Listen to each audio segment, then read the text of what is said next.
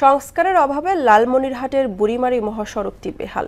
বুড়িমারি স্থলবন্দরে আমদানি রফতানি পণ্য পরিবহন সহ 5 উপজেলার যোগাযোগকারী এই মহাসড়ক জুড়ে খানাখন্দে চলাচলের অযোগ্য হয়ে পড়েছে। দীর্ঘ এই সড়কে প্রায়ই ঘটছে দুর্ঘটনা এবং ধুলায় অতিষ্ঠ চলাচলকারীরা। সড়ক মেরামতে পদক্ষেপের কথা বলেন সড়ক ও জনপদ বিভাগ। সুমন খানের প্রতিবেদন, জানাচ্ছেন আফরিন পপি। লালমনিরহাটের বুড়িমারি মহাসড়কটি একদিকে জেলার 5 উপজেলার প্রধান যোগাযোগকারী সড়ক, অন্যদিকে বুড়িমারি স্থলবন্দরের আমদানি রপ্তানি পণ্য পরিবহন হয়।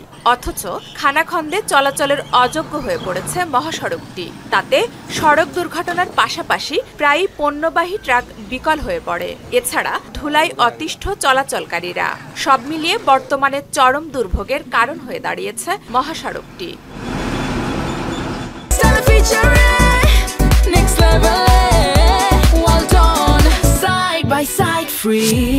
ধুলে একের মনে করেন বাড়িঘর একের শেষ, একের গাছপালা তামান শেষ, মনে করেন বিছনাপাতি তামান একেরে, মনে করেন খাবার দিয়ে খাবো তাও মনে করেন সে বাড়ার জন্য খাইতে পারিনি। এই রাস্তাটা অনেক ঝুঁকিপূর্ণ রাস্তা, মানে ক্রসিং করতে খুব সমস্যা হয়।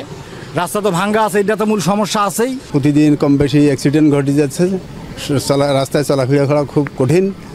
এখন রাস্তা অতি দ্রুত মেরামত করার জন্য অনুরোধ করা হলো। মহাসড়কটির ভোটমারি এলাকার প্রায় 1 কিলোমিটার অংশ কাজ অসমাপ্ত রেখেছে ঠিকাদারি প্রতিষ্ঠান। ওই অংশ দিয়ে যানবাহন চলাচলের সময় চরম দুর্ভোগ পোহাতে হয়। তা রাস্তায় এরকম সমস্যার কারণে আমাদের প্রতিদিন চলতে অসুবিধা হয়।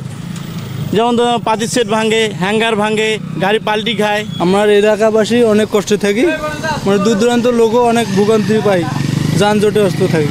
মানুষের এমন দুর্ভোগের কথা স্বীকার করে সড়ক ও জনপদ বিভাগ বলছে, অনেক চিঠি চালাচালির পর অবশেষে কাজ করতে রাজি হয়েছে ঠিকাদারি প্রতিষ্ঠান। মেরামত করা হবে ভাঙাচোরা অংশ। ঠিকাদার শেষ পর্যন্ত আসতেছিল না। আমরা সর্বশেষ চিঠি দিয়ে তাদেরকে লাইসেন্স বাতিল করার পর্যন্ত এবং জরিমানা, লিকুইড ড্যামেজ এই সব চিঠিপত্র দেওয়ার পরে এবং তার পাথর এবং বালি নিয়ে এসে আবার বেস্ট টাইপ 1 রিপেয়ার করতেছে। দ্রুত লালমনিরহাট বুড়িমারি মহাসড়ক মেরামত করে নিরবিচ্ছিন্ন যান চলাচলের উপযোগী করার দাবি লালমনিরহাটবাসীর। আফরিন পপি, মোহনা সংবাদ।